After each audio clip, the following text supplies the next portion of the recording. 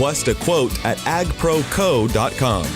Offer ends 4/30/18, subject to approved installment credit with John Deere Financial. 20% down payment required. Taxes, freight, setup, and delivery charges could increase monthly payment. See dealer for details. All right, thank you. 18 minutes after 8 o'clock, nice looking Thursday. I hope you're doing well. Last week, or maybe it was a week or so ago, we had a news article about an incident that one of the law enforcement agencies, I can't remember if it was the police or the sheriff's office, but anyway, they had a call for a guy. I think he was passed out in his car at McDonald's. Do you remember this story? Yeah. And they determined that he had overdosed on some kind of opioid, and they gave him some kind of an antidote, I guess. Okay, I'm just trying to wing it without having anything in front of me.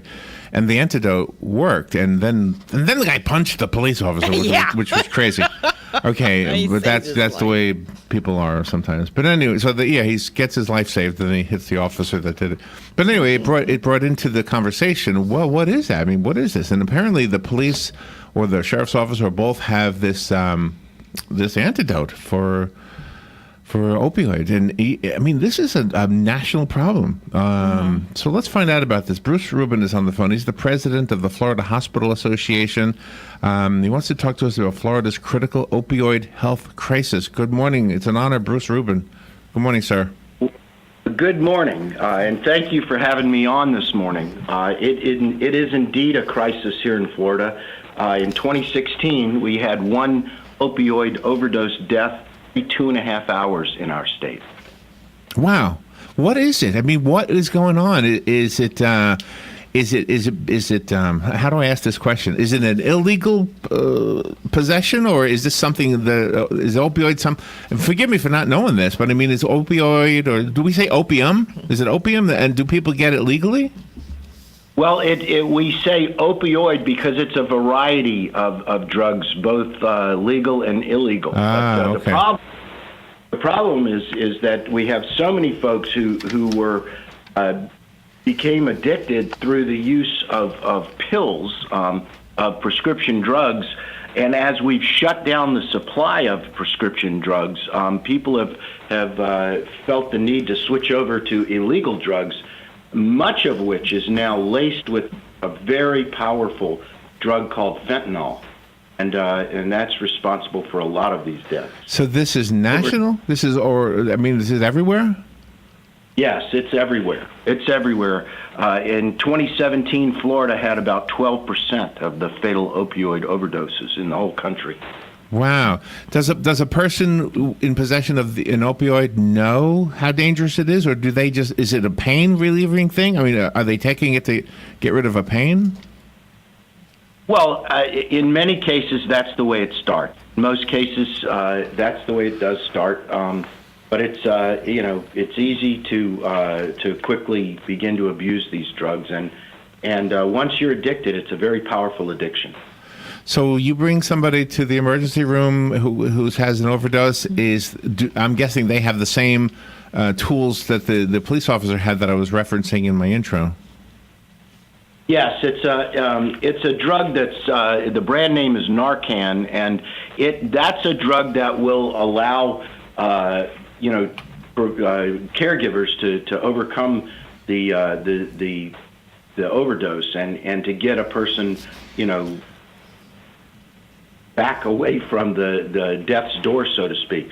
But that drug treats the physical problem, the overdose. It does not treat the addiction. And the thing that I think is really something that I want to share with people is that we have a new program, a new partnership in the state to deal with not only the overdose but the addiction itself. Okay. Because we know that many of the folks we see in emergency rooms from opioid overdoses are in there for the second or third or more time. So we looked at our own statistics here at the Florida Hospital Association, and just between June of 2016 and June of 2017, we saw about 18,000 people in Florida emergency rooms for opioid overdoses. 10% of them were in there for their second or more time. But the really troubling part of it is that 90% of them simply went home. 78% got better in the emergency room and left. 12% left against medical advice. So that means that 9 out of 10 people who were there treated for an overdose never got into treatment or never talked to anyone while they were in the hospital about treatment. Wow. So that while that's troubling, that's a great opportunity. And we now have a program that we're putting into place in partnership with the Florida Alcohol and Drug Abuse Association to have an intervention. It's called the ER Intervention Project. And what it does is it has trained counselors right there in the emergency room. They're called peer recovery specialists.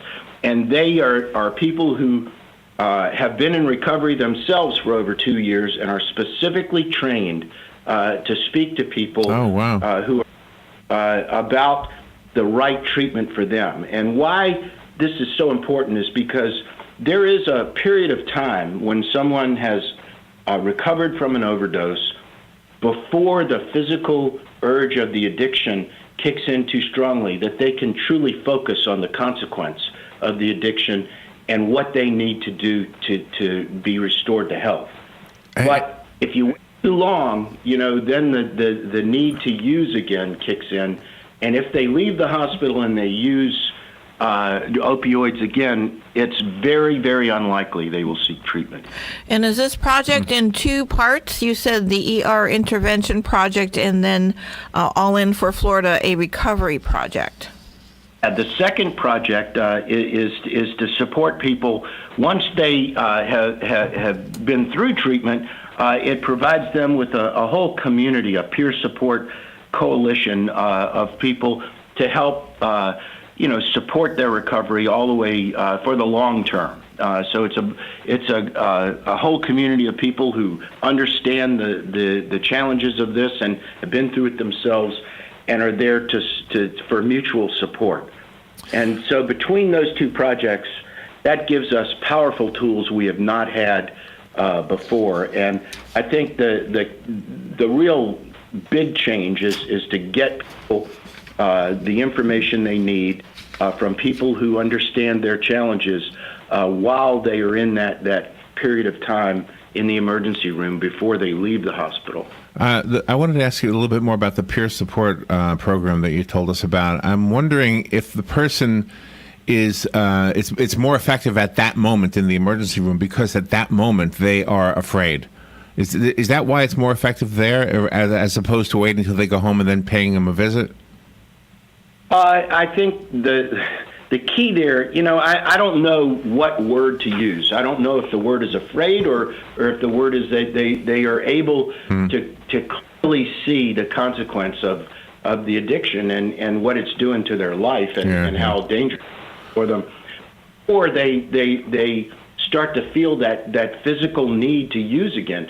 An addiction, is a physical thing in this case with opioids, and it really compels people to use again if they wait too long. And if minors are involved and they opt for this program, are the parents a part of it also? Well, this program is designed for, so this wouldn't be a program for children. Are you still there? Hello? Yeah, I'm here. Okay, yeah, you disappeared for a second there. Just repeat what the last thing you said. Well, the program is designed for adults. That's not to say that an older teenager couldn't be, there couldn't be something for them. And in that case, if they were a minor, their parents would certainly be involved. What can we do? I'm going to ask you in 2 ways. What can we do as people in general, and what can we do specifically as a radio station? How can we help? Well, I think what you're doing this morning is the way to help, is getting information to people, letting people know that this is a problem that is pervasive. They're not the only ones, and there's lots of help.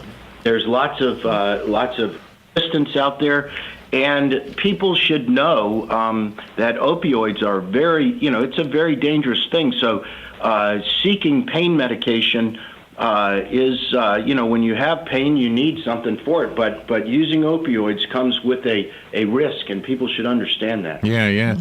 Okay, I want to make sure we give out websites, but real quick, one's kind of, I don't know if this is a good question or not, but is there a spokesperson that has maybe gone through opioids that would be like a celebrity or something that kind of everybody knows the name and this guy or this girl went through this?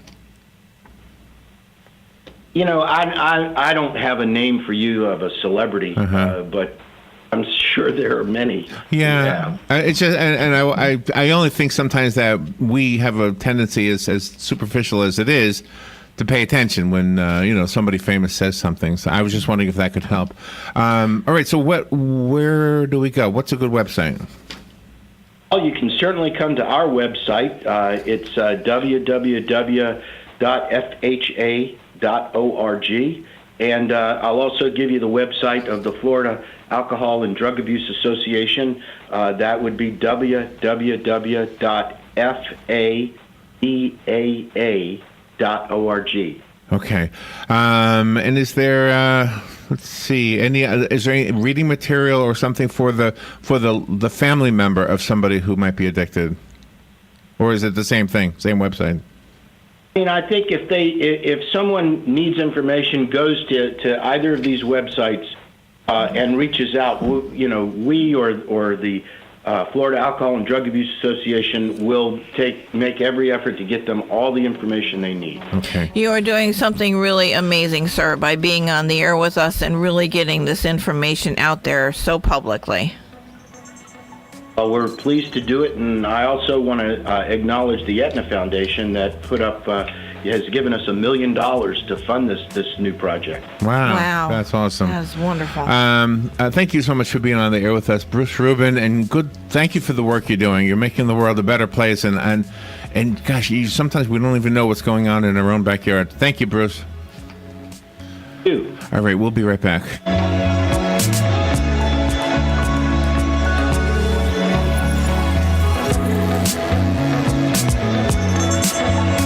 Here is your 1-minute news brief. Governor Rick Scott was in Ocala yesterday to honor one brave deputy who intervened during a shooting at Forest High School in Ocala last Friday. After receiving the medal, Deputy James Long gave credit to the teachers and staff at Forest High School. A federal appeals court says Florida does not have to immediately overhaul its process for restoring voting rights to former prisoners. Marion County students held a rally to end gun violence yesterday on the downtown Ocala Square. A Land O'Lakes, Florida school resource officer will return after an investigation of video that showed him wrestling a female student to the ground while taking her into custody. Possible sinkhole activity has been reported in the Fore Ranch area of Ocala, and the Disneyana auction on May 5th in Los Angeles will feature an animatronic of Ellen DeGeneres, Walt Disney's last signed will and testament, a shrunken head from Disneyland's Jungle Cruise, a vehicle from Mr. Toad's Wild Ride, a submarine from 20,000 Leagues Under the Sea, and member costumes from various attractions. And that is your news brief from The Source. What do I do now? After 911, don't worry, call Fakuri. Fakuri Medical and Chiropractic, treating auto injuries for over 32 years. Same-day appointments, immediate medical attention, all under one roof. Don't worry, call Fakuri. Go to bestinjurycare.com.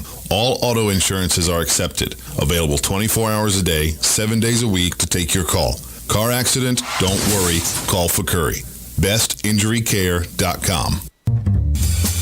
We all know the importance of good health, but we may not know the latest advances in medicine that are available to us. Monday at 9:05 a.m., Bern Perez will be our roving medical reporter to tell us about Seven Hills Gastroenterology PA and Dr. Reddy. We will discuss screening techniques and more, so tune in and listen. This is more than news you can use. It's news that could save your life. That's Monday at 9:05 a.m. right here on The Source, WOCA. The very best in quality is Captain T's upholstery. Is that couch cushion sinking lower every time you sit in it? Does your boat look better with the cover on? Has your car's interior seen its better days? Stop using a towel to cover up those rips in the golf cart. Isn't it about time you had it restored to better than new with a custom upholstery from Captain T? Captain T's upholstery has been right here in Ocala for nearly 20 years, so they know how to make your ride one of a kind. Whether you want to take that classic ride back back to a factory look or put your favorite sports team front and center, Captain T's Upholstery is who to call. 352-369-1810. That's 352-369-1810. Or stop by their location, 5030 South Pine Avenue in Ocala, just past the drive-in. And of course, don't forget to visit them on the web, CaptainTUpholstery.com. The very best in quality is Captain T's Upholstery. Howdy, folks. RL here for Dairy Queen again to tell you about what's hot and what's not. Dairy Queen has some of the best charred grilled chicken breasts on earth, as well as their chicken breast salad. And the burgers are exceptional, cooked on a real grill for the best flavor and less fat. And for dessert, blizzards are unequal. So personally, banana split is my all-time favorite. Dairy Queen Silver Springs, where we always treat you like kings and queens. Mother's Day is the 13th, and it's time for Fafo's Symphony Under the Stars at the Ocala Golf Club, 3130 East Silver Springs Boulevard. Gates open at 4 p.m. Bring your own food or buy from the vendors. Ample parking and lots of new things like kids' art tent, the face painter, the flower vendor, fabulous music, and of course, fireworks. Adult advance tickets are $20 and $25 at the door. Children 17 and under are free. Bring mom and the family. The concert begins at 7 p.m. We'll see you there. Tired of looking at stained carpets, dirty tile, or grout? Call Silverback Restoration, 414-5312. Make your flooring look great again. Stains, pet odors, allergies. Call Silverback Restoration, 414-5312. From serving our country to serving our community. Silverback Restoration, 414-5312. Residential and commercial. Their work is guaranteed along with your satisfaction. Check their website.